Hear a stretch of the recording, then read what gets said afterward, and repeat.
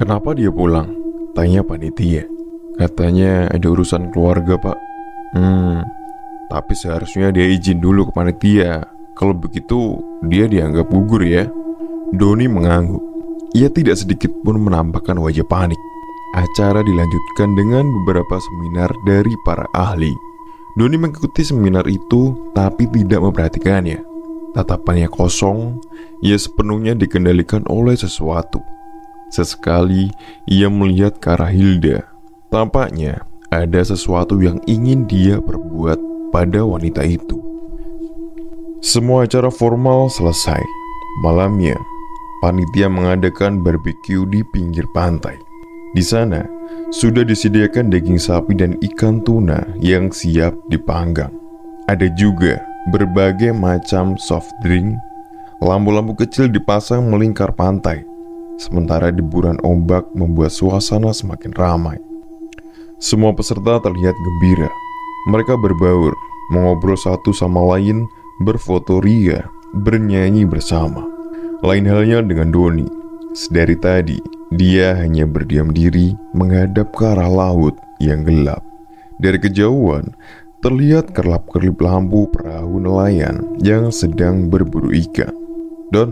Doni, Zainal menepuk pundaknya. "Ya Nal." Doni menoleh. "Si Fahri mana?" "Pulang. Katanya sih ada urusan keluarga." Zainal mengangguk-angguk. Lu kenapa diam aja sih? Ngobrol dong sama anak-anak yang lain. Nih buat lu." Zainal menyodorkan sekaleng minuman rasa jeruk. Doni mengambilnya. "Makasih Nal." "Ya udah, gua gabung sama anak-anak lagi ya," kata Zainal. Doni mengangguk lagi. Ia lalu menoleh ke Hilda yang sedang asyik mengobrol. Tak lama kemudian, Doni menghampirinya. Ia mengajak Hilda berkenalan. Semakin lama, Hilda merasa nyaman mengobrol dengan Doni. Lelaki itu lalu membawa Hilda menjauh dari kerumunan orang.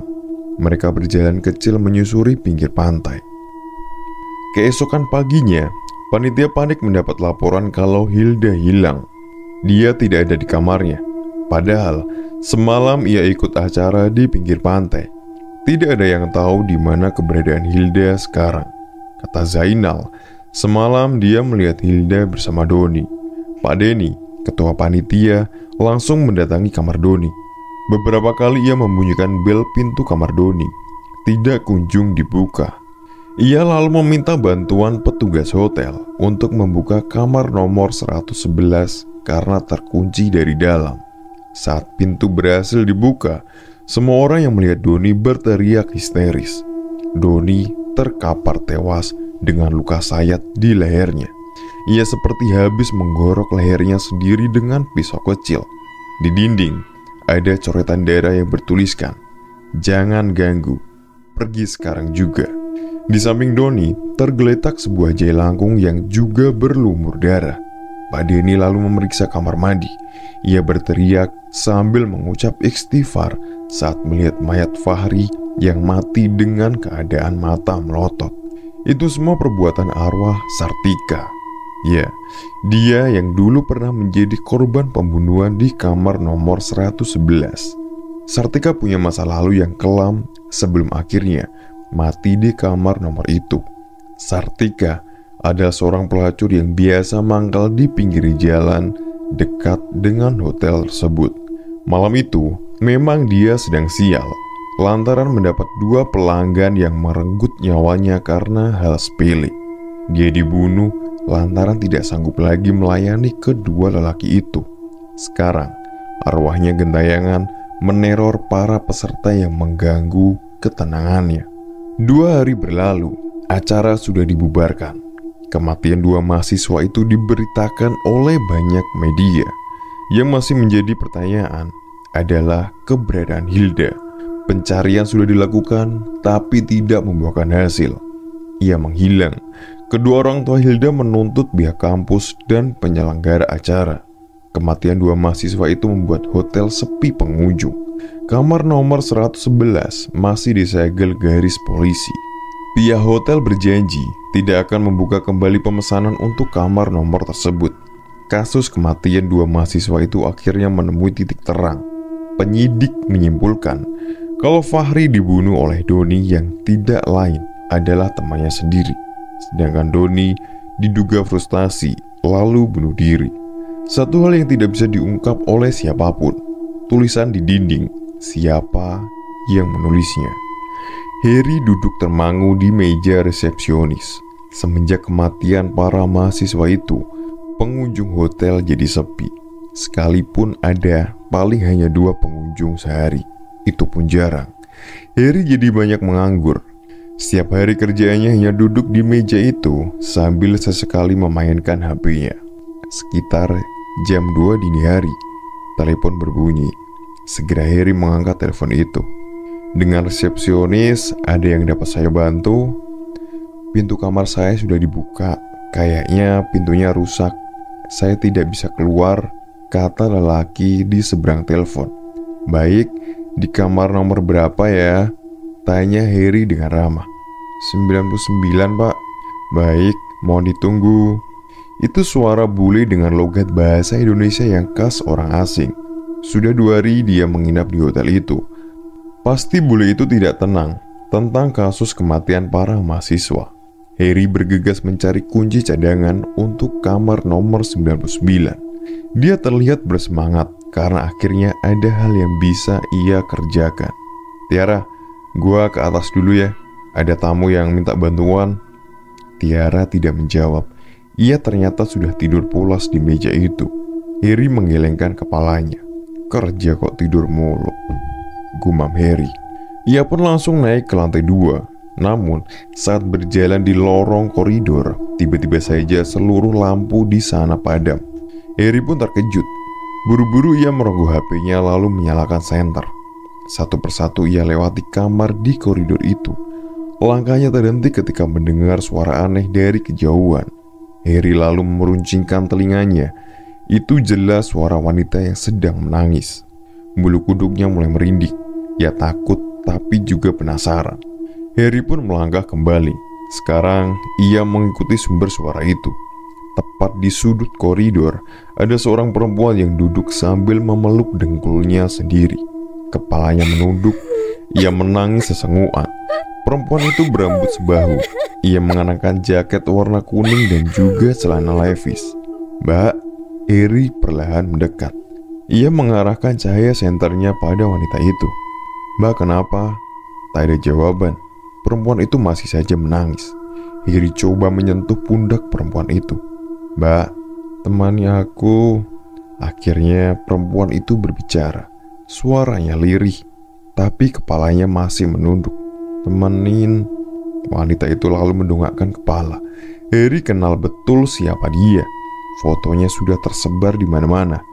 Dia adalah Hilda, mahasiswa yang beberapa hari lalu dikabarkan hilang. Kamu Hilda? Heri mengerutkan dahi sambil menyorotkan senter ke wajah wanita itu. Ia mengangguk. Dari mana aja? Semua orang panik nyari kamu. Temenin aku takut. Wadah, wajah Hilda pucat. Ayo kita ke bawah, kita lapor polisi biar kamu dijemput. Heri meraih tangan Hilda dan terasa dingin. Kok dingin banget? Kamu sakit ya? Hilda mengangguk sambil menyeka air matanya. Heri lalu menuntunnya perlahan. Ia harus segera menolong tamu yang terkunci di kamar nomor 99. Setibanya di kamar itu, Heri berhasil membuka pintunya. Muncullah seorang lelaki bule dengan kepala botak dan perut buncit. Ah, finally, kata lelaki itu. Heri meneteskan pelumas pada kunci itu agar tidak macet lagi. Oke, sudah lancar kembali kuncinya pak, kata Heri sambil tersenyum. Lampunya mati ya? Tanya bule yang sudah mahir bahasa Indonesia itu. Oh, ini sedang diperbaiki sama tim teknik kami pak. Maaf atas kendala ini ya. Jangan terlalu lama ya. Saya harus ngecas laptop. Ya, sebentar lagi pasti menyala. Kami punya mesin diesel kok pak. Jangan khawatir. Heri berusaha agar si bule itu tidak kecewa. Oke, thank you. Heri pun beranjak dari hadapan bule itu. Ia menuntun kembali lengan Hilda. Si bule heran dengan tingkah Heri yang seolah sedang menuntun seseorang. Tapi si bule tidak melihat siapapun di samping Heri. Bule itu tidak mau ambil pusing. Ia lalu menutup pintu kamarnya. Sesampainya di lobi, Harry masih menuntun perempuan itu. Ia terkejut saat melihat Tiara, rekan kerjanya, berdiri di atas meja resepsionis. Mulutnya mengang lebar, tatapannya lurus ke arah pintu masuk hotel. Wajahnya seperti sedang melihat sesuatu yang mengerikan di pintu masuk itu. Kedua mata Tiara melotot. "Tiara, lu kenapa?" Harry melepas genggaman dari Hilda, lalu lari ke arah meja Tiara. Namun, sesaat sebelum Harry tiba di meja kerjanya, tubuh Tiara lunglai. Ia jatuh berdebam ke lantai. Apa sebenarnya yang sudah Tiara lihat? Lampu hotel menyala kembali. Harry membopong Tiara ke ruang istirahat.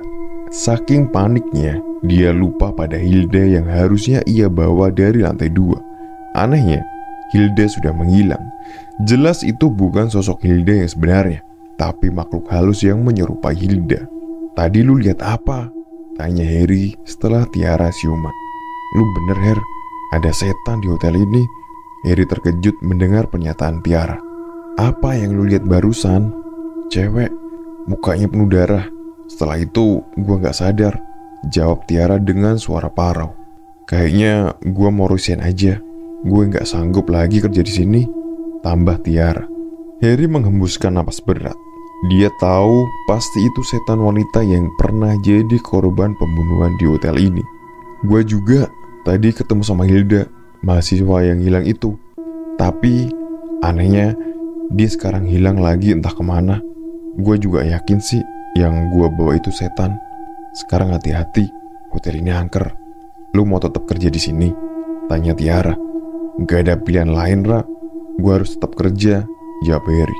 Seorang servis room muncul dari pintu. Ia tampak terburu-buru. "Mas Harry, ada tamu yang mau check-in," kata seorang servis room itu. Harry mengerutkan dahi. Dia heran, tumben sekali ada tamu tengah malam seperti ini. Ia pun bergegas ke meja kerjanya. Di sana ada seorang lelaki yang penampilannya kumal. Ia mengenakan topi koboi, menenteng senapan angin, dan menggendong tas ransel. Pakaiannya kotor, penuh bercak lumpur yang mengering. Lelaki itu seperti baru saja pulang dari ekspedisi hutan belantara. Di samping lelaki itu ada seorang perempuan yang umurnya sekitar 21 tahun. Penampilannya tidak kalah kumal. Rambutnya kusut dan ada bercak lumpur kering di wajahnya. Perempuan itu terlihat murung. Dia menunduk dengan tatapan kosong. "Kami pesan 2 kamar ya," kata lelaki itu, sembari mengeluarkan sebuah kartu debit dari dompetnya. "Baik, Pak." Tanpa banyak tanya lagi, Harry melayani kedua orang itu dengan ramah. Harry pun mengantar kedua tamunya itu ke kamar nomor 112 dan 113. Lelaki itu tidak banyak bicara. Walau Harry menerangkan jenis layanan yang ada di hotel ini, tapi tampaknya kedua tamu itu sama sekali tidak peduli. Jauh dari hotel, ada kabar buruk mengenai Zainal. Semenjak kepulangannya dari ajang pemilihan duta bahasa, dia jatuh sakit. Setiap hari, ia merasakan perutnya perih seperti ditusuk-tusuk. Dia juga sering merasakan sakit kepala. Ia berkali-kali pergi ke dokter, tapi tetap tidak kunjung sembuh. Zainal juga sempat dirawat di rumah sakit. Namun itu hanya beberapa hari saja, karena keluarganya tidak sanggup lagi membayar biaya rawat inap. Tengah malam seperti ini, seluruh keluarga Zainal berkumpul. Mereka menangisi Zainal yang sedang sekarat tak berdaya di atas kasur. Tak terkecuali Fadil. Sudah 2 hari ini ia mendampingi temannya itu. Zainal sebenarnya sudah sekarat dari hari sebelumnya. Tidak jelas penyakit apa yang diidapnya, sebab dia tiba-tiba sakit parah, kemudian kondisinya seperti itu. Beberapa saat kemudian, kedua mata Zainal terbejam. Dadanya naik turun, nyawanya sudah di tenggorokan. Sang ibu membisikkan kalimat tauhid di telinga anaknya sambil menangis. Dalam satu hembusan napas, Zainal meninggal dunia. Seluruh keluarga histeris, termasuk Fadil. Ia juga meneteskan air mata. Entah kenapa, Fadil dari awal curiga kalau penyakit temannya itu berawal dari hotel angker. Tapi, ia tidak tahu apa yang harus dilakukannya. Sekarang, Zainal sudah meninggal.